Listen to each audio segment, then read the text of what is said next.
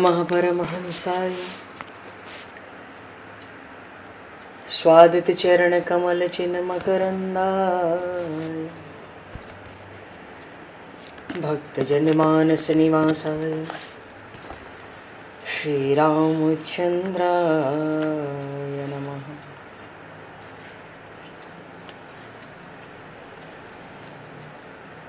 वंदे विदेहतनया पदपुंडरीकं केशौरसौरभसमाहत योगिचेतं हन्तुं प्रतापमनिशं मुनिहंससेव्यं सन्मानशालिपरिपीत परागपुञ्जम्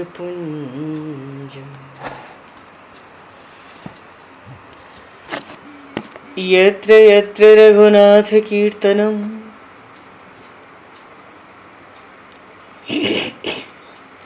तत्र तत्र कृतमस्तकाञ्जलिं बाष्पवारि परिपूर्णलोचनं मारुतं नमत राक्षसान्तकं कुन्द इंदुसमदेह उमारमण करुणायन जाहि दीन परनेह करहु कृपा मर्दन मयन।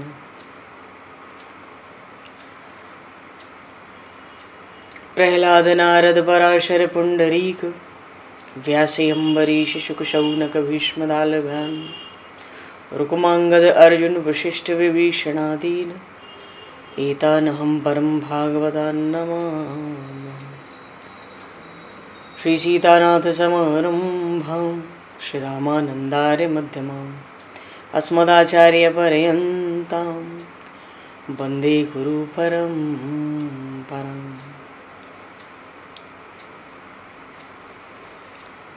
वर्णानामर्थ संज्ञानां रसानां छन्दसामपि मंगलानां च कर्तारो वन्दे वाणी विनायकौ।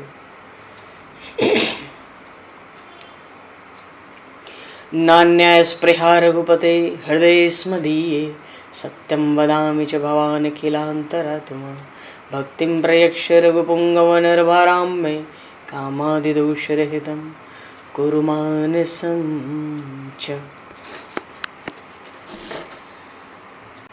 भक्त भक्ति भगवंत गुरु चतुर्नाम वपु एक तिनके पद वंदन के नाशहि विघ्न अनेक। बंधु तुलसी के चरण जिनकी न्यो जग काज कल समुद्र घोरत लगो प्रगट्यो सप्त जहान। श्री गुरु चरण सरोज रज निज मन मुकुर सुधार वर्णो रघुवर विमल यश जोदायक फलचार। हरिशरण श्री राम जय राम जय जय राम श्री राम जय राम जय जय राम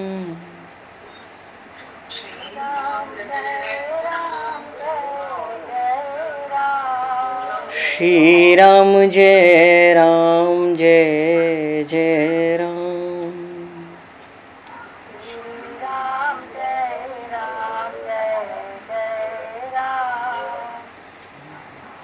जय सिया राम जय जय हनुमान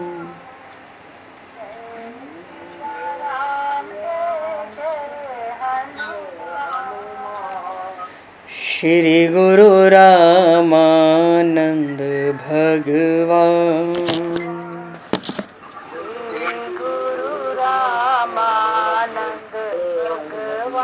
श्री गुरु रामानंद भगवान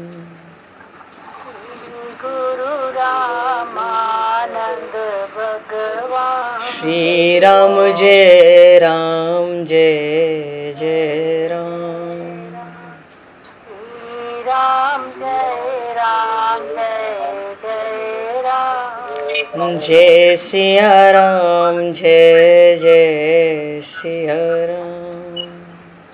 जय सिया राम जय सिया राम। जय सिया राम जय जय सिया राम। जय सिया राम जय सिया राम। बोली सियावर रामचंद्र भगवान की जय। संपूर्ण राम दरबार की जय। श्री अवध मिथिला धाम की जय। श्री बांके बिहारी लाल की जय। 84 कोस ब्रजमंडल धाम की जय। श्री रामचरितमानस जी महाराज की जय। श्रीमन्नाम महाराज की जय। श्री पंडरीनाथ भगवान की जय। कली पावन अवतार गोस्वामी तुलसीदास जी महाराज की जय। सब संतन की जय, सब भक्तन की जय, समस्त वैष्णवन की जय, समस्त पूर्वाचार्य चरणन की जय, समस्त संप्रदाचार्यन की जय। श्री सद्गुरुदेव भगवान की जय। गंगा मैया की जय, जमुना मैया की जय, सरजू मैया की जय, गौ माता की जय, तुलसी माता की जय, पृथ्वी माता की जय, एकाशी महारानी की जय। जय जय श्री सीताराम, जय जय श्री राधेश्याम। नमः पार्वती पते हर हर महादेव। हरिशरणम।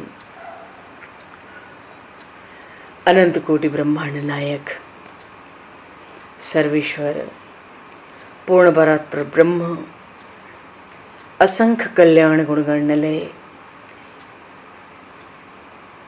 भक्तवांशा कल्पतरु शरणागत वत्सल भक्तवत्सल दीनबंधु दया सिंधु श्री कौशल्य आनंद वर्धन श्री दशरथ नंदन श्री जानकी कंठभूषण भगवान श्री सीताराम जी महाराज की असीम कृपा करुणा से श्री हनुमान जी महाराज की परम पावन भावमयी सन्निधि में महापुरुषों की भावमयी उपस्थिति में एवं आप सभी श्रद्धालु भक्त वैष्णवों की मंगल सन्निधि में मानव जीवन का सर्वोत्कृष्ट फल भगवत गुणगान भगवत कथा का आनंद हम सभी श्री राम कथा के माध्यम से प्राप्त करने जा रहे हैं। सर्वप्रथम आप सभी भक्त जनों के श्री चरणों में भगवत भाव से सादर वंदन सादर नमन। आप सभी को यथा योग्य जय सिया राम, जय जय श्री राधे हरि श्याम, जय श्री राम।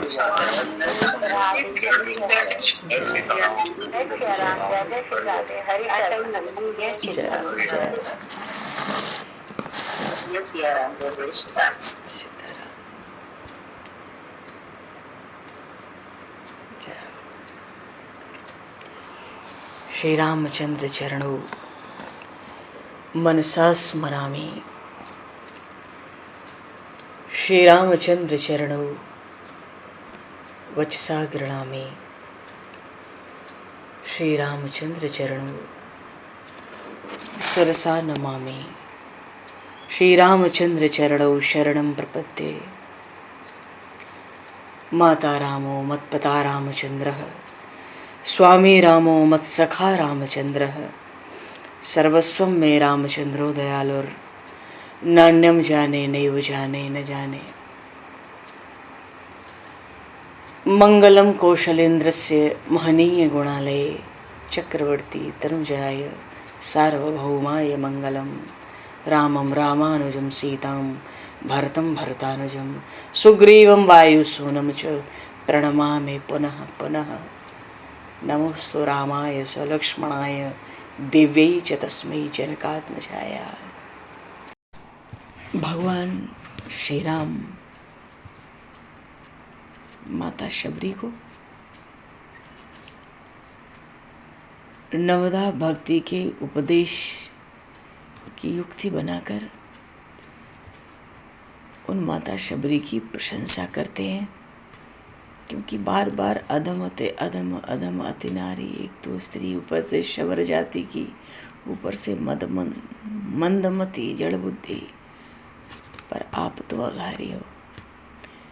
प्रभु समझते हैं कि इन माता शबरी के सम्मुख यदि इनकी प्रशंसा की जाए तो इनको बड़ा भारी संकोच होगा। युक्ति लगाकर नवदा भक्ति के उपदेश के माध्यम से भगवान ने माता शबरी की प्रशंसा की। प्रशंसा इसलिए क्योंकि कहा ना आखिरी में कि 9 माह जाके कहू हुई नारी पुरुष सचराचर कोई, सो अतिशय प्रिय भामिनी मोरे, और सकल प्रकार भक्ति दृढ़ तोरे। किसी में 9 में से एक भी भक्ति हो तो वो मुझे अतिशय प्यारा है। लक्ष्मण जी को उपदेश किया तो 9धा भक्ति बताई, श्रवणम कीर्तनम विष्णु स्मरणम पाद सेवनम अर्चनम वंदनम दास्य सख्यम आत्मनिवेदनम। उसमें भाव था कि इन 9धा भक्ति में एक एक भक्ति जो करेगा उसको भगवान प्यारे लगेंगे।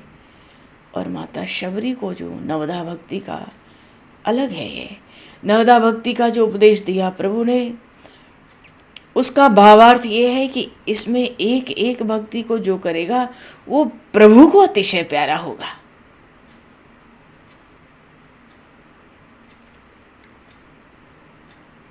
तो भगवान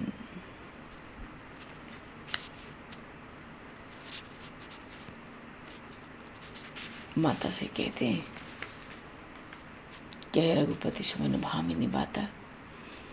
9 प्रकार की भक्ति का प्रभु ने उपदेश दिया।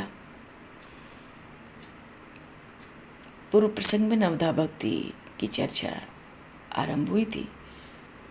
प्रथम भगत संतन कर संगा, दूसरी रत मम कथा प्रसंगा, गुरुपद पंकज सेवा, तीसरी भगति अमान, चौथी भगति मम गुण गण, करई कपट तजिकान, और मंत्र जाप मम दृढ़ विश्वासा, पंचम भजन सुवेद प्रकाशा, छठ दमशील विरति बहुकर्मा, निरत निरंतर सज्जन धर्मा, सातम सम मोहिमय जग देखा, और मोते संत अधिक कर लेखा, आठों जथा लाभ संतोषा, और सपने हो नहीं देखई पर दोषा। और 9वीं भक्ति, नवम सरल सब सन छल हीना, मम भरोस हिय हर सन दीना।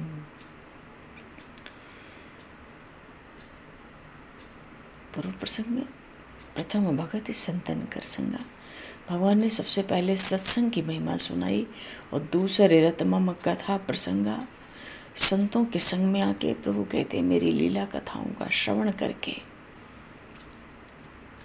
मुझ में रति हो जाती है, मानो भगवान अच्छे लगने लगते हैं। भगवान की कथाएं सुनने से, श्रद्धा से एकाग्रचित्त होकर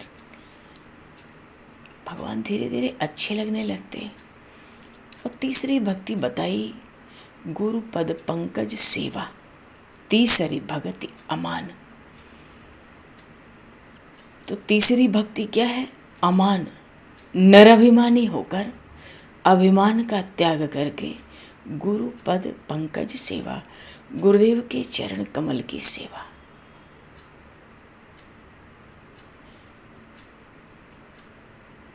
क्योंकि संत तो गुरु के भी गुरु होते हैं, इसलिए भगवान ने पहले सत्संग की बात की। तो गुरु जी वहाँ मिले, फिर गुरु जी से कथाएं सुनी, भगवान के लीला चरित्र खूब खूब सुने। भगवान अच्छे लगने लगे, भगवान में धीरे धीरे आसक्ति होने लगती है। फिर गुरु जी के चरण कमल की सेवा, लेकिन निराभिमान होकर, अहम से नहीं। यदि हम जीवन में कोई सत्कर्म करें तो अच्छा होगा किसी भक्त, किसी महापुरुष, सज्जन, गुरुदेव की आज्ञा से करें। जब हम आज्ञा से सत्कर्म करते हैं, कोई नियम का पालन करते हैं, तो फिर उसमें अभिमान नहीं होता, क्योंकि हम कर ही नहीं रहे, हमें तो वही गुरु आज्ञा है सो कर रहे हैं, तो अभिमान आता नहीं। सत्कर्म में भी नियम लेने में भी स्वतंत्रता नहीं होनी चाहिए। आगे चल के ये स्वतंत्रता अभिमान लाती है। इसलिए कहा तीसरे भगति अमान गुरुपद पंकज सेवा। अमान होके, और चाहो तो अगली पंक्ति में है चौथी भगति मम गुण गन करई कपट तजिगान, तो इस कपट को भी ऊपर ले लो। गुरु चरण कमल की सेवा, अभिमान को छोड़कर, कपट को छोड़ के, छल नहीं चाहिए, दुराव नहीं चाहिए, वहाँ छिद्र नहीं चाहिए। और सेवा का अर्थ है आज्ञा पालन, आज्ञा में रहना, महापुरुषों के, सदगुरु के आज्ञा में रहना। स्वतंत्रता से नियम लेने से भी कुछ लाभ नहीं होता विशेष। कोई नया सत्कर्म भी, जो कर्म सत्कर्म भगवान की प्रसन्नता के लिए हो, भगवत भक्ति को बढ़ाने के लिए हो, वो किसी में श्रद्धा निष्ठा रखकर वहीं से आज्ञा लेकर करना चाहिए, फिर उसमें अभिमान नहीं होता। तो गुरु जी की सेवा तो अभिमान और कपट को छोड़ के, और चौथी भगति मम गुण गन। अब जब इतनी कथाएं सुन ली खूब प्रेम से, सत्संग कर लिया, खूब कथाएं सुन ली, कथा सुन के आनंद हुआ, तो गुरु जी के चरणों की सेवा तो करेंगे भाई। जब कथा सुन के आनंद हो रहा है तो गुरु जी की सेवा तो बननी चाहिए, पर निराभिमानी होकर। और जब सेवा बनने लगे, हम आज्ञा में, हमारा जीवन अनुशासित हो जाए, दूसरों को अपने शासन में रखने से कहीं अच्छा होता है, कहीं बेहतर है स्वयं को महापुरुषों की आज्ञा में, उनके शासन में, गुरुजनों के शासन में रखना। तो कैसे रखते हैं गुरुजनों और महापुरुषों के शासन में स्वयं को? जीवन स्वतंत्र नहीं होना चाहिए, 1 मिनट की फुर्सत ना हो। तो महापुरुषों की, गुरुजनों की आज्ञा से जीवन चले तो फिर 1 मिनट की फुर्सत नहीं होगी, और अभिमान भी नहीं आएगा, क्योंकि स्वतः तो कर नहीं रहे, अभिमान काहे बात का करेंगे। हम तो गुरु आज्ञा पालन कर रहे हैं, महापुरुषों की आज्ञा का पालन कर रहे हैं, उनके नियम, दिए नियम पर चल रहे हैं। तो जो कथा सुन के आनंद हुआ और गुरु सेवा की, गुरु आज्ञा पालन किए, अब निराभिमानी हो गए। उसके बाद चौथी भगति मम गुण गन करई कपट तजिगान। फिर चौथी भक्ति ये है कि भगवान कहते हैं मेरे ही गुणों का छल कपट छोड़कर गान करें। अब चाहो तो अभिमान को नीचे ले लो कपट के साथ, तो भगवान के गुणों का गान अभिमानी होकर नहीं, कपट करके नहीं, उसके बदले में कुछ नहीं, निस्वार्थ भगवत प्रेम की कामना से।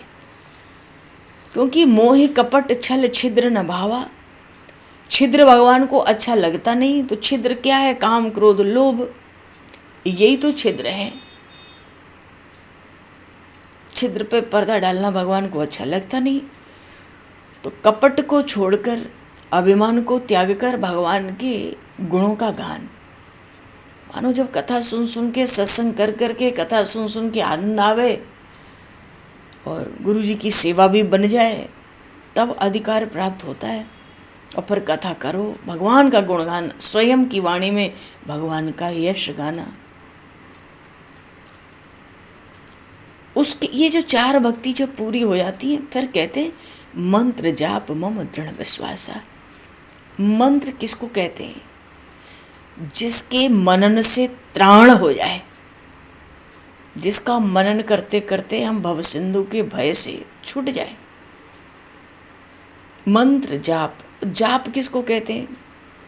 जब हमारा मन, जब हमारी वाणी एक हो जाए, मन वाणी की एकता हो, उसको जाप है। वो बढ़िया जाप है।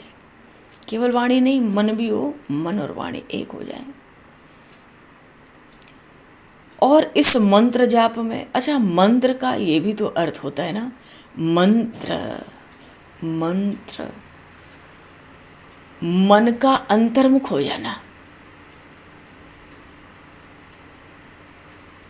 भीतर की यात्रा करना। तो गुरु जी से दीक्षा कब मिलती है? गुरु जी देखते हैं खूब सत्संग कर लिया और इसको कथा सुनते सुनते भगवान भी अच्छे लगते हैं, और अब तो ये आज्ञा में भी रहता है। इसने अभिमान कपट छल छोड़ दिया है। और देखो मौका लगा कि ये भी अपनी वाणी से भगवान के गुणों का गान करता है, यश गाता है, बदले में कुछ नहीं चाहता, भगवान को ही चाहता है। तब गुरुदेव कृपा करते हैं। ये चौथी भक्ति के बाद मंत्र जाप, मंत्र दीक्षा होती है, तो मंत्र भी मिलता है, जाप करना होता है। भक्त का मन अंतर्मुख हो जाता है, जाप में मन वाणी की एकता हो जाती है, पर इसके लिए दृढ़ विश्वास चाहिए। ये बात पंचम भजन सो वेद प्रकाशा, वेद में ये बात, वेदों में ये खूब प्रकाशित है, मानो खूब प्रकट होकर आई है कि मंत्र जाप में दृढ़ विश्वास हो। ये नहीं कि कोई हमसे कह रहे इस मंत्र से बढ़िया ये मंत्र, उस मंत्र से बढ़िया वो मंत्र, फिर हमारा मन चले डोले, हम अस्थिर हो जाएं, या कोई कहे इससे बढ़िया ये इष्ट, उससे बढ़िया वो इष्ट। ये बात नहीं है। गुरुदेव से जो मंत्र प्राप्त हुआ उसमें दृढ़ विश्वास, क्योंकि कौनऊ सिद्धि के बिन विश्वासा, बिना विश्वास के कोई सिद्धि नहीं होती।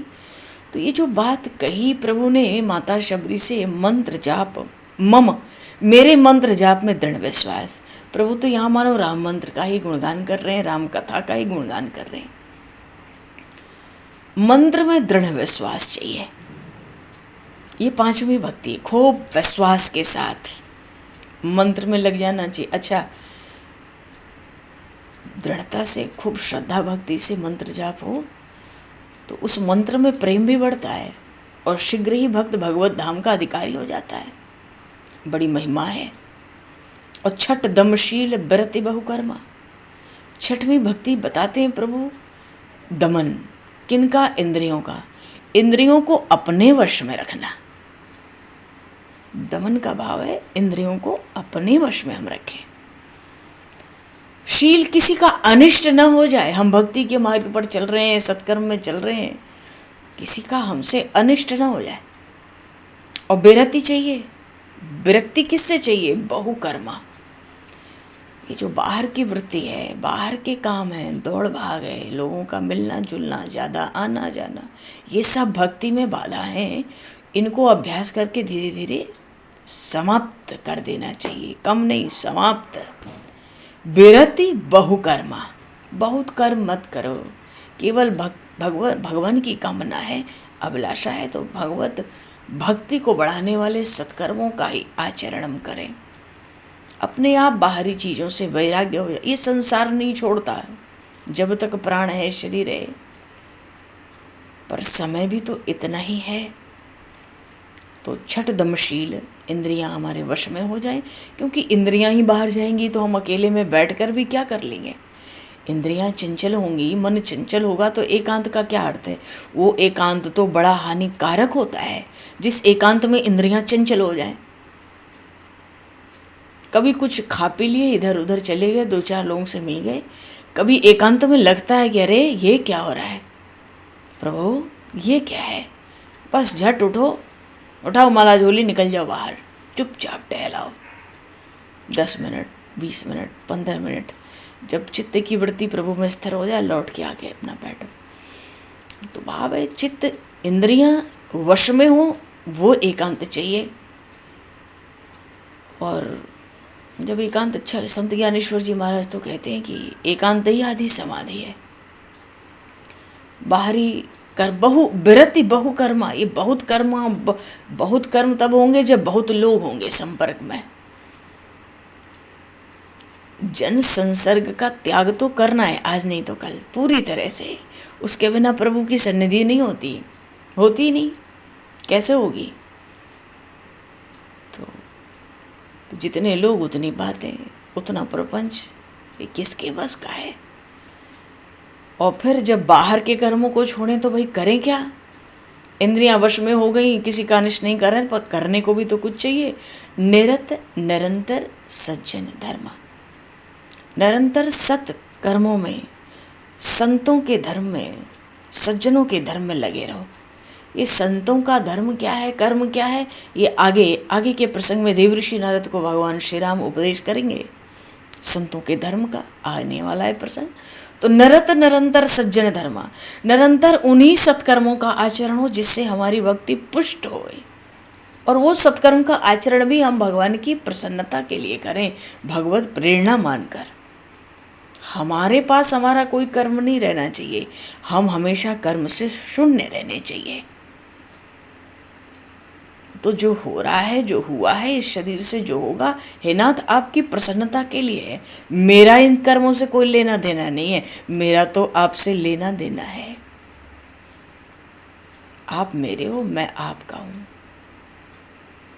जैसे चलाओगे चलेंगे, जैसा बनाओगे बन जाएंगे। तो निरंतर सज्जन धर्मा। और 7वीं भक्ति में कहते हैं सातम सम मोहिमय जग देखा। 7वीं भक्ति क्या है कि पूरे जगत को मुझ में देखो। वासुदेव सर्वमिति स महात्मा सुदुर्लभा। भगवान का नाम ही है वासुदेव, सब उन्हीं के भीतर वास करते हैं। और ये बात न ठीक समझ आवे तो सबके भीतर वही वास करते हैं। सत्य तो यह है कि सब उनके भीतर वास करते हैं, वो वासुदेव हैं। सब में मुझको देखना और मोते संत अधिक कर लेखा। सब में भगवत भाव रखो, पर संतों की पूजा तो मुझसे बढ़ के करो। संतों में भाव हमसे भी बढ़कर रखो। भागवत में भी भगवान ने एक स्थान पर कहा, एकादश स्कंद में 9वें अध्याय में एक जगह शुद्ध भक्ति का उपदेश दिया 3.5 श्लोकों में। तो वहाँ भगवान ने कहा, मद भक्त पूजा भतिका सर्वभूतेषु मनमति। बिल्कुल यही बात है, सर्वभूतेषु मनमति। तो सातम सम मोहिमय जग देखा, सब में भगवत भाव, सबको परमात्मा के स्वरूप में दर्शन। और मोते संत अधिक कर लेखा, मद भक्त पूजा भतिका। हे उद्धव, तुम शुद्ध भक्ति विशुद्ध भक्ति चाहते हो तो मेरे भक्तों की पूजा मुझसे बढ़कर करो, उनका आदर मुझसे बढ़कर करो। और 8वीं भक्ति, आठम जथा लाभ संतोषा। और सपने हो नहीं देखहीं पर दोषा।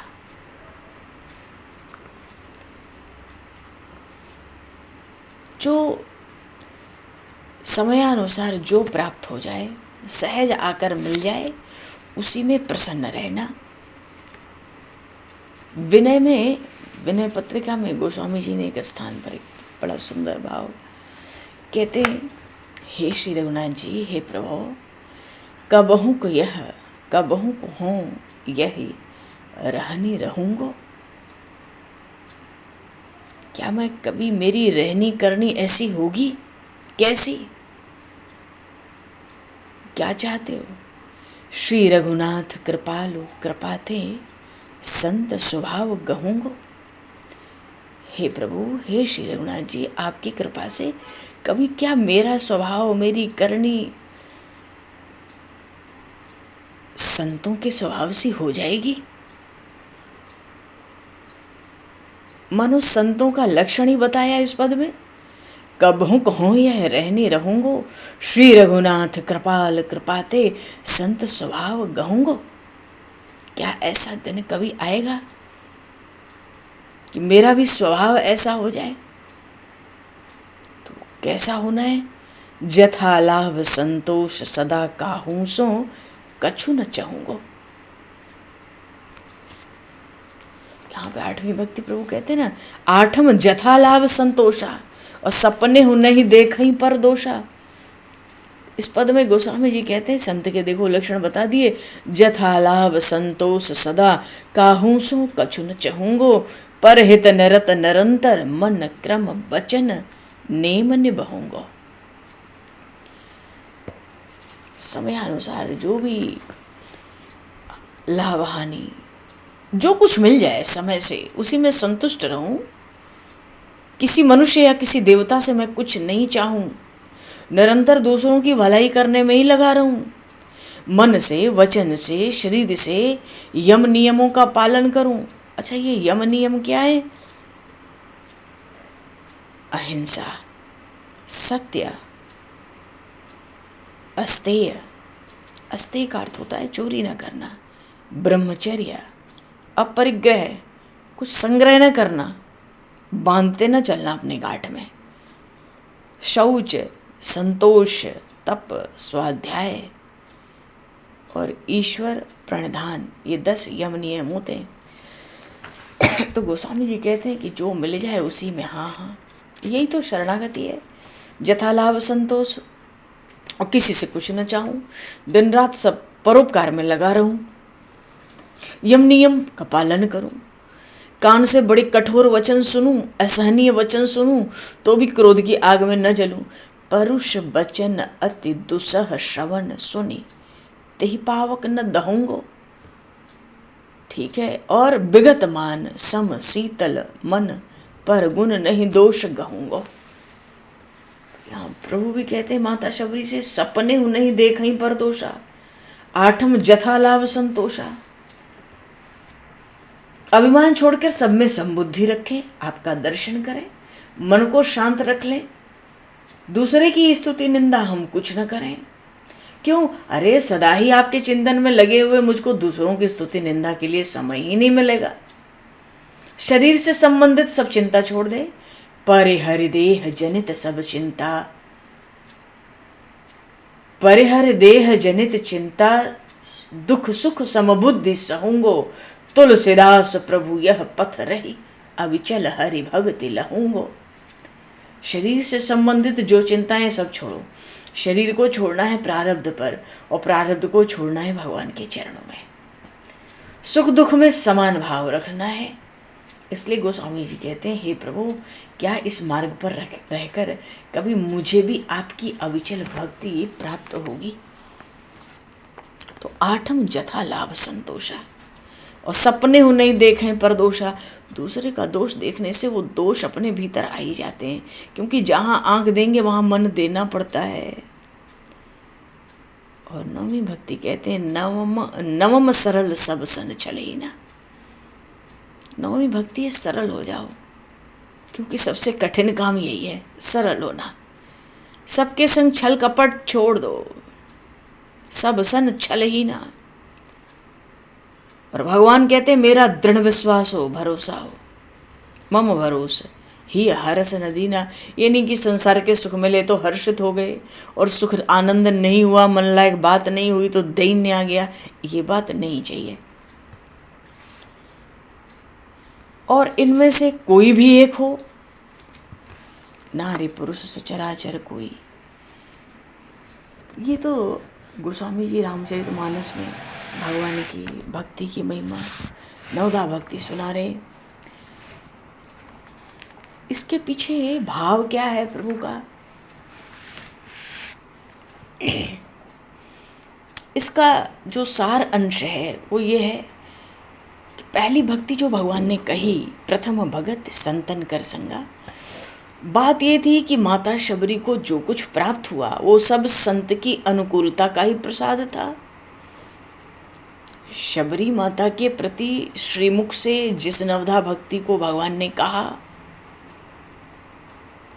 प्रमाण पत्र भी उस नवधा भक्ति का माता शबरी को दिया, ये कह के कि सकल प्रकार भक्ति दृढ़ तोरे। तो ये उपदेश तो हुआ नहीं, क्योंकि भाई जिसको उपदेश दे रहे हैं उसके अंदर वो पहले से ही सारी बातें हैं, तो वो उपदेश कैसे हुआ?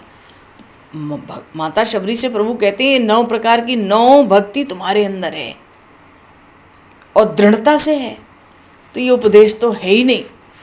ये तो भगवान युक्ति लगा के माता शबरी की प्रशंसा कर रहे हैं। 9 भक्ति है, 9 में कोई एक भक्ति पकड़े तो वो मेरा प्यारा हो जाता है, अतिशय प्यारा। तुम में तो सारी भक्ति है और बड़ी दृढ़ता से है।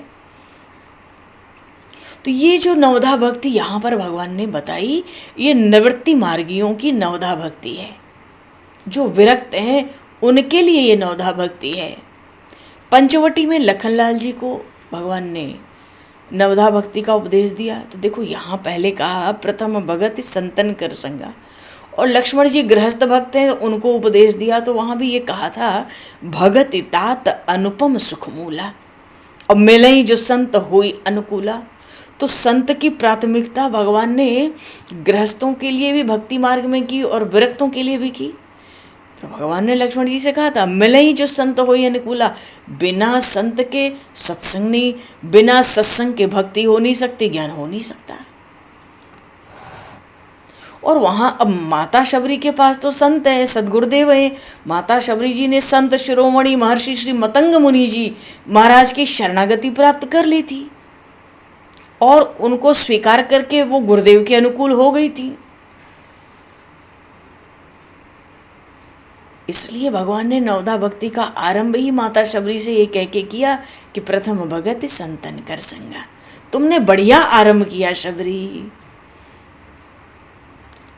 इसका तात्पर्य यह है कि जब कोई बड़भागी जीव अपनी प्रवृत्ति हमारी क्या है, जाति पाति पर हमारा ध्यान होना, हमारे कुल पर हमारा ध्यान होना, अपना धर्म, अपनी बड़ाई, अपना धन, अपना बल, घर परिवार, अपनी गुण, अपनी बुद्धिमानी, ये तो प्रवृत्ति है ना। ये सब वृत्ति हमें बाहर ले जाती है प्रपंच की ओर, संसार की ओर। तो जब कोई बड़भागी जीव हो वो अपनी इन प्रवृत्तियों का त्याग कर दे, जाति पाति कुल धर्म बड़ाई धन बल परिजन गुण चतुराई सब त्याग दे और विरक्त हो जाए।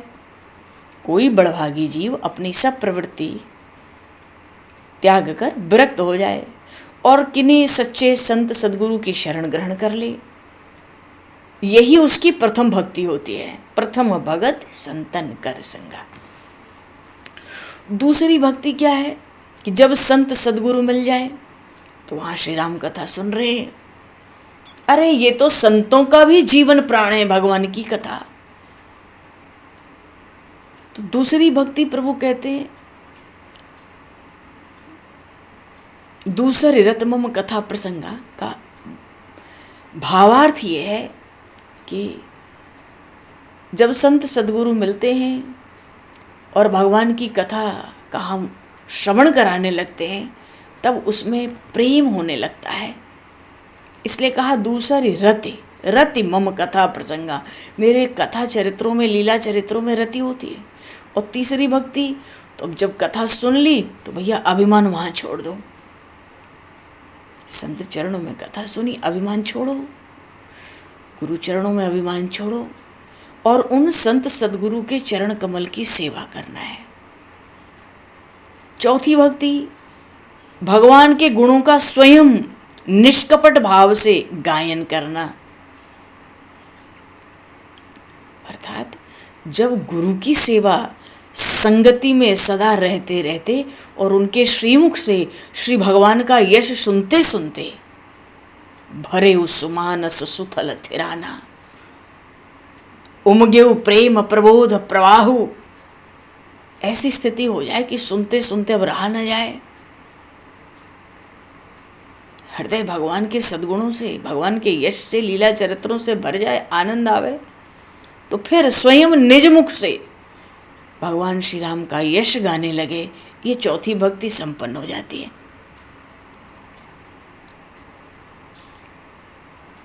जब शरणागत मुमुक्षु इन चार प्रकार की भक्तियों से संपन्न हो जाता है तब संत सदगुरु उसे अधिकारी जानकर श्री राम मंत्र की दीक्षा देते हैं। इसलिए श्री रघुनाथ जी शबरी जी से अपने मंत्र का दृढ़ विश्वास के साथ जप करने को कहते हैं, बताते हैं। पांचवी भक्ति बतला रहे हैं, मंत्र जाप मुम दृढ़ विश्वासा, पंचम भजन सो वेद प्रकाशा। छठी भक्ति क्या कि इंद्रियों का दमन हो, बाहर ले जाने वाले जो कर्म हैं प्रवृत्ति के उनसे हमारा वैराग्य हो जाए और हम निरंतर सज्जनों के धर्म में, संतों के धर्म में स्थित रहें। भाव है कि भगवान की आराधना में स्थित रहें। सज्जनों का, संतों का जो धर्म कर्म है उसके पालन में हम सर्वदा ही तत्पर रहें। छठतम शील विरति बहुकर्मा, निरंतर सज्जन धर्म। इसका अर्थ क्या है?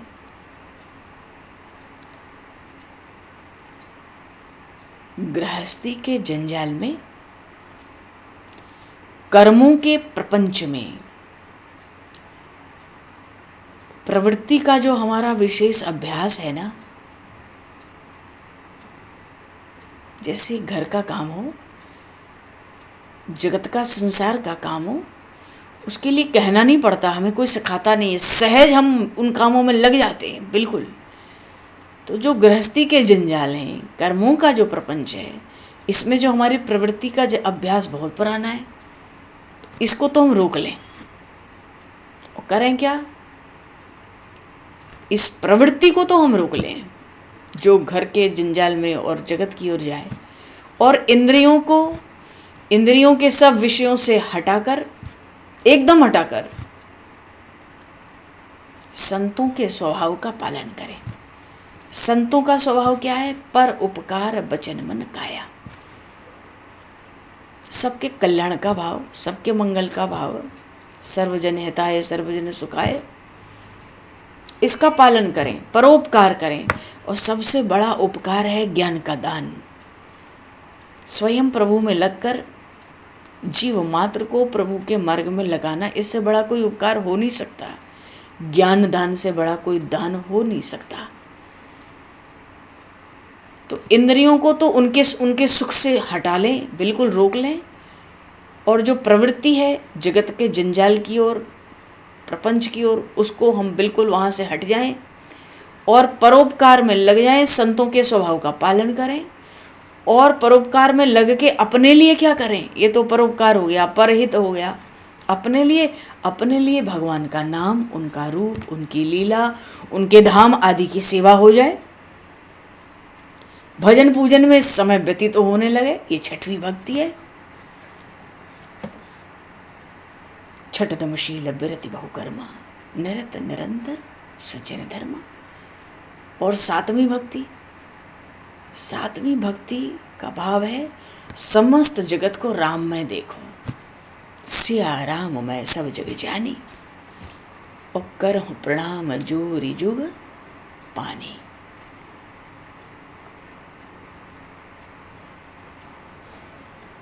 सिया राम सातवीं भक्ति है। सातम मोहि, सातम सम मोहि मैं जग देखा, मोते अधिक संत कर लेखा। तो सातवीं भक्ति है पूरे जगत को, संसार को, प्रपंच को राम में हम देखें, सभी के प्रति समान भाव हो।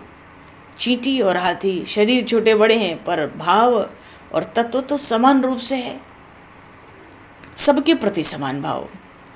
पर संतों को सबसे बढ़कर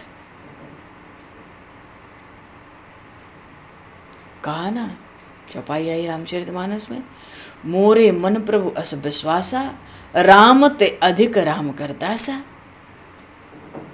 ये मानना है।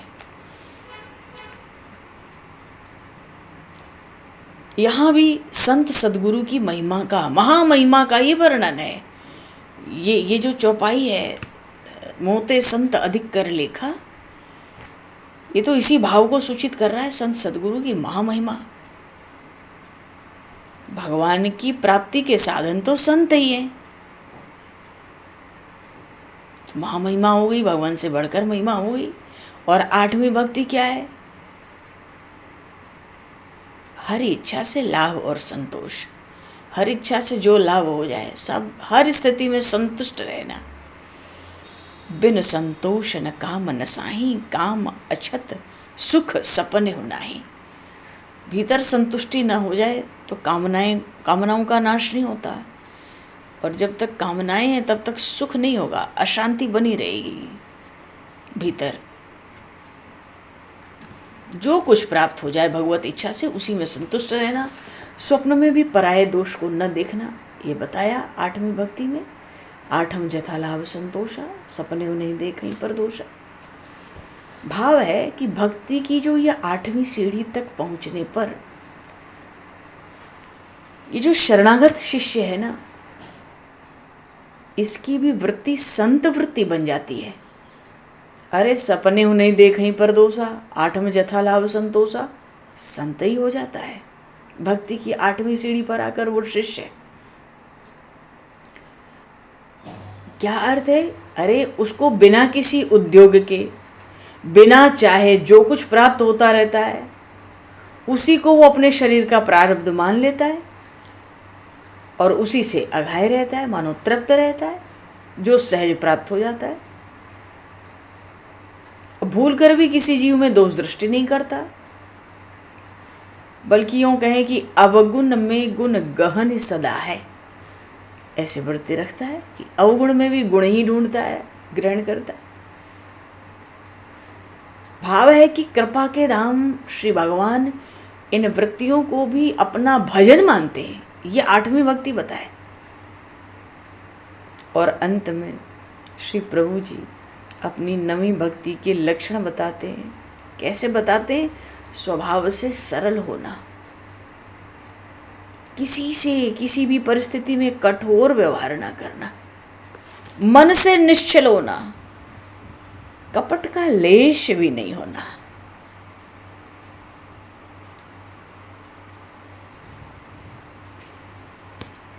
अच्छा, उत्तरकांड में अयोध्या की जो प्रजा है उसको उपदेश दिया गया ना, सरल स्वभाव न मन कुटलाई, जथा लाभ संतोष सदाई। वही बात है। भाव है कि मेरे ही भरोसे पर दृढ़ रहकर हृदय में जरा भी हर्ष विषाद का अनुभव न करना। कभी प्रसन्न हो गए, कभी दुखी हो गए, सो बात नहीं चाहिए। 9वीं भक्ति में ये बात नहीं होती। नवम सरल सब सन छलहीना, मम भरोस ही हर्ष दीना। श्री भगवान कहते हैं, शबरी, इन 9 भक्तियों में से एक भी भक्ति जिसे प्राप्त हो गई हो, अब भैया वो चाहे स्त्री हो, पुरुष हो, जड़ हो चाहे चेतन हो, नवमह एकहु जिनके हुई, और नारी पुरुष सचराचर कोई, सोई अतिशय प्रिय भामिनी मोरे, और सकल प्रकार भगति दृढ़ तोरे। 9 में से एक भी भक्ति जिसको प्राप्त हो गई, अब वो कोई भी हो, सचराचर, जड़ चेतन, कोई भी हो, प्रभु कहते मुझे अत्यंत प्रिय है। और फिर तुम में तो 9 भक्ति दृढ़ रूप से विद्यमान है, तो उपदेश कहाँ हुआ? उपदेश तो उसको दे कि भाई तुम ऐसा करो। यहाँ तो 9 भक्ति पहले से विद्यमान है। प्रभु ने प्रशंसा कर दी खूब, युक्ति लगाकर, ताकि अधम अधम अधम अधम ये बार बार ऐसा न कहे। यहाँ प्रभु कहते एकहु जिनके हुई, सचराचर कोई। बिल्कुल बात स्पष्ट कर दी प्रभु ने कि जीव मात्र को भक्ति का अधिकार है। अब चाहे वो गृहस्थ हो या निवृत्ति मार्ग का हो, चाहे वो चेतन हो या अचेतन हो,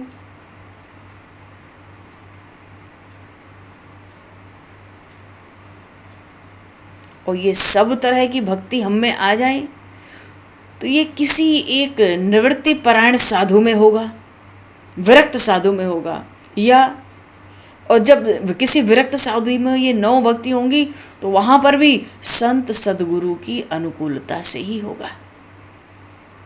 जैसा कि शबरी जी में श्री मतंग ऋषि की शरणागति से हुआ था, मिलई जो संत हो ही अनुकूला। अब मान लो ये 9धा भक्ति है, कोई ऐसा जीव है, बहुत से ऐसे जीव हैं जिनको ये लगता है कि 9 भक्तियों में एक भी भक्ति हमें प्राप्त हो जाए, ऐसा सुयोग तो हमारे पास है नहीं, तो हमारा क्या होगा? तो ऐसे जीवों के लिए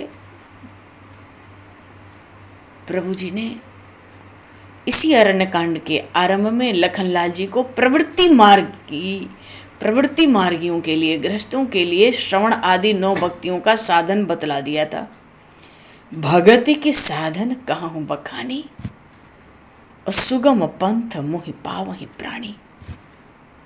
भगवान कहते हैं कि वो जो प्रवृत्ति में जीव है, जो इस 9धा भक्ति में एक भी भक्ति को प्राप्त करने का सुयोग उस पर नहीं है, संयोग नहीं बन रहा, तो वो क्या करे? वो तीन चार बातें ध्यान में रखे। पहली बात, वर्ण आश्रम धर्म का पालन नित्य निरत होकर करे। वर्ण आश्रम, अपना वर्ण और अपना क्या आश्रम है, और उसमें भी प्रधान क्या रखे? ब्राह्मणों में प्रेम निष्ठा। तो उस पुण्य का फल ये होता है कि उस जीव को धीरे धीरे, भाई वर्ण आश्रम धर्म के पालन में नित्य लगा है, ब्राह्मणों में खूब प्रेम निष्ठा है, तो पुण्य क्या होगा? संसार के जो सुख हैं, जिसको संसार में सुख कहते हैं, विषय, इनसे स्वतः ही वैराग्य हो जाता है समय पाकर। और जब वैराग्य हो जाएगा तो मन तो कहीं ना कहीं लगेगा, उसको तो प्रेम करना है, वो कहीं ना कहीं जाएगा। तो जब संसार के सुखों से वैराग्य होगा, वहाँ राग बचा नहीं, तो फिर भगवान के चरणों का वो अनुरागी हो जाएगा। और जब भगवान के चरणों का अनुरागी होगा तो फिर उसमें श्रवण कीर्तन, श्रवण भक्ति होगी। पहले तो सुनना ही है, कहीं भी वो विरक्त हो या गृहस्थ भक्त हो, पहले तो श्रवण ही करना है। बिना सुने क्या होगा? इसलिए भगवान की कथा की बड़ी महिमा है। जन्मांतर भवेद पुण्यम तथा भागवतम फलम लभेद। जन्म जन्मांतर में कोई विशिष्ट पुण्य बनता है, तब भगवान की कथा को श्रवण करने का सुअवसर मिलता है। कथा श्रवण ऐसे ही थोड़ी मिलता है।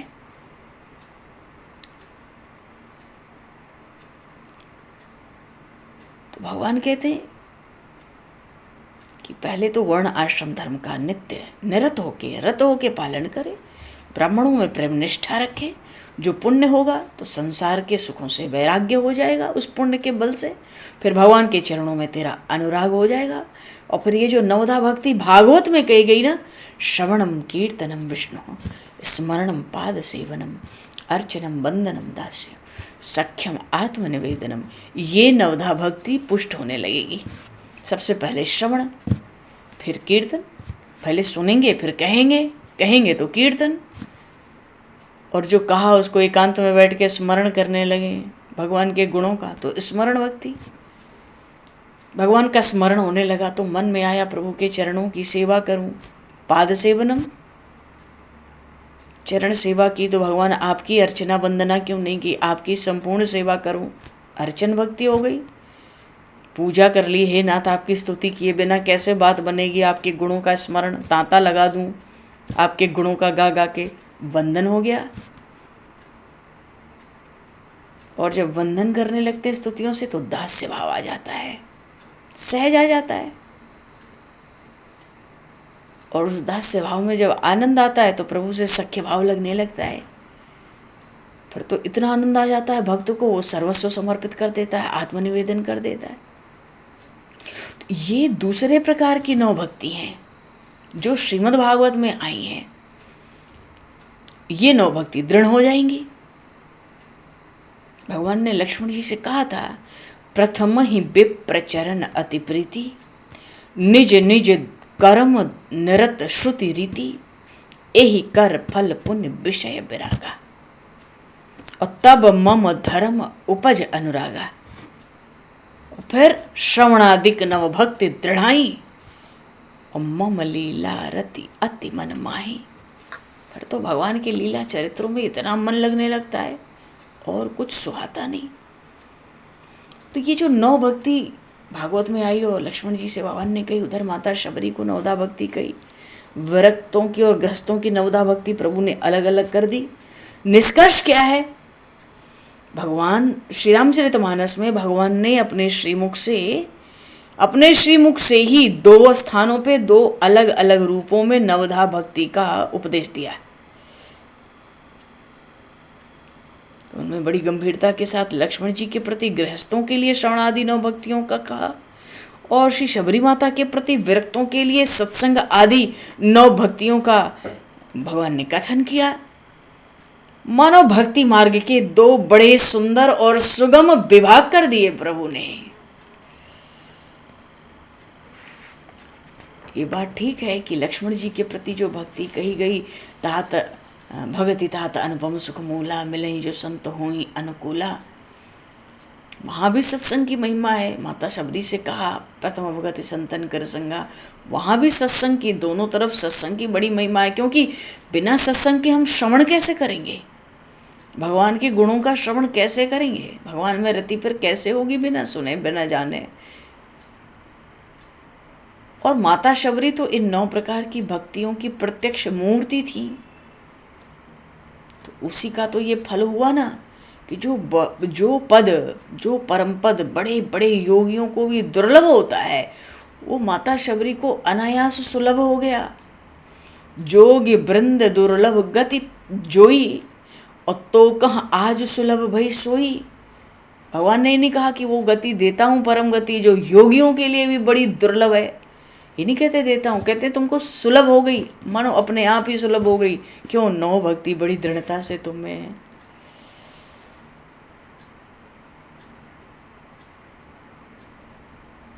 अरे माता शबरी को तो वो परम प्रभु स्वयं साक्षात आकर प्राप्त हो गए ना, जिनके दर्शन का अनुपम फल यही है कि जीव अपना सहज, अपना जो स्वाभाविक माया से रहित ईश्वर का अंश है, चेतन है, अमल है, सुखमय है, या अविनाशी रूप है जीव का, उसको प्राप्त कर लेता है। ये भगवान के दर्शन का फल है। भगवान ने माता शबरी से कहा, मम दर्शन फल परम अनुपा, जीव पाव निज सहज स्वरूपा। तो सहज स्वरूप जीव प्राप्त कर लेता है, माया से छूट जाता है, ईश्वर का अंश है ये इसको पता पड़ जाती है, वो चैतन्य हो जाता है, निर्मल हो जाता है, सुख का आनंद का भंडार स्वयं हो जाता है, और अविनाशी तो है ही प्रभु का अंश होने के कारण। जीव पावन निज सहज स्वरूपा, केवल भगवान के दर्शन से इतना परम फल मिलता है। मम दर्शन फल परम अनुपा। अनुपम फल कहने का अर्थ क्या है? इसकी समता, इसकी बराबरी करने वाला दूसरा कोई फल नहीं है। मोक्ष से भी ऊपर इसका दर्जा है भगवान के दर्शन का। जीव का जो निजत्व होता है ना, सहजत्व होता है, या जीव को कहें भक्त को जो नित्य धाम की प्राप्ति होती है, नित्य जो भगवान के धाम में उसको सेवा प्राप्त होती है, अजीब वो मोक्ष का त्याग करने पर ही प्राप्त होती है। इसलिए जो भगवान की सगुण भक्ति के उपासक हैं, भगवान के दर्शन के उपासक हैं, आराधक हैं, सगुणोपासक मोक्ष न लेहि, तिन कहूँ राम भगत निज देहि। जो भगवान राम, भगवान श्री कृष्ण की भक्ति की उपासना करते हैं, प्रभु की कामना करते हैं दर्शन की, वो तो मोक्ष भी नहीं लेते, तो भगवान उनको अपनी भक्ति देते हैं। भगवान की भक्ति, भगवान का प्रेम मोक्ष से कहीं बढ़कर है। दीयमानम न गृह्णन्ति विना मत सेवनम जनाः। भगवान की जो भक्ति है, भगवान भगवत धाम में पीछे जाके हम भगवान की सेवा में लग जाएं, वो सेवा, वो कैंकर्य, जो नित्य कैंकर्य है, वो प्राप्त करना ऐसा है मानो सालोक्य, सामीप्य, सारूप्य, सायुज्य, ये जो चारों प्रकार की मुक्ति है ना, इच्छा न हो तो भी भक्त को प्राप्त हो जाती हैं, जो भगवत धाम में भगवान की सेवा में सगुणोपासक लग जाते हैं। अरे उस सेवा के बिना मोक्ष का सुख भी वैसे ही नहीं टिकता। जैसे कह दें कि स्थल न हो तो जल कैसे टिके। भाव यह है कि भगवान के भक्त मोक्ष नहीं चाहते, चारों प्रकार के मोक्ष उनके चरणों पर आकर गिरते हैं, पैरों पर आकर गिरते हैं। भक्त तो भगवान से प्रेम चाहते हैं, अपनत्व चाहते हैं। किसी का कोई पुत्र हो, पुत्र कहे कि चलो भाई ठीक है, अब हम आपको स्वतंत्र करते हैं, पिता कहेगा भाई स्वतंत्र होने में सुख नहीं है, हमें तो अपनेपन में सुख है। भक्त भगवान से कहते हैं प्रभु आपसे मुक्ति मोक्ष हमें नहीं चाहिए, गलती से भी स्वप्न में भी नहीं चाहिए, हमें तो आपसे अपनत्व चाहिए, आपसे हमारा जो संबंध है वो बना रहे। आप भक्त हो, मैं भक्त हूँ, आप भगवान हो, ये जो संबंध है प्रभु ये बना रहे, इसमें कोई बाधा ना आवे। आप सदा से भगवान में, सदा से आपका सेवक, ये संबंध बना रहे। जिसको मुक्ति चाहिए मुक्ति दे दो, हमें तो चरण शरण में रहना है। तो ये चारों जो भक्ति को महत्व देते हैं, प्रेम को, उनके चरणों में ये चारों मुक्तियां सह जाती हैं। राम भजत सोई मुक्ति गोसाई, अनइच्छित आवत बरियाई। बोलिए श्री भक्त वत्सल भगवान की जय, सियावर रामचंद्र की जय, शबरी माता की जय। नवदा भक्ति का ये प्रसंग, अंत कहाँ है? अंत नहीं है, क्योंकि रामायण शतकोटि अपारा। ये तो रामचरितमानस से नवदा भक्ति का स्मरण हुआ, और अभी ध्यान करो तो 2 4 10 श्लोक कहाँ कहाँ रामायण से आ जाएंगे।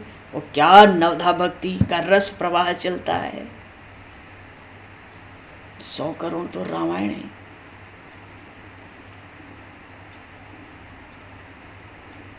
आनंद लेना जीवन का उद्देश्य हो जाए तो उस आनंद का कोई आर पार तो होता नहीं, कोई पारावार नहीं है। हरिशरणम। भगवान समय को दृष्टिगत करते हुए 2 पल प्रभु के नाम का कीर्तन बोलकर हम लोग वाणी को विराम दें। राम रघुवर रघुनाथ रघुनंदना, राम रघुवर रघुनाथ रघुनंदना, प्रभु के चरणों में कोटि कोटि वंदना। बोलो। चरणों में कोटि कोटि वंदना। रघुनाथ रघुनंदना, राम रघुवर रघुनाथ रघुनंदना।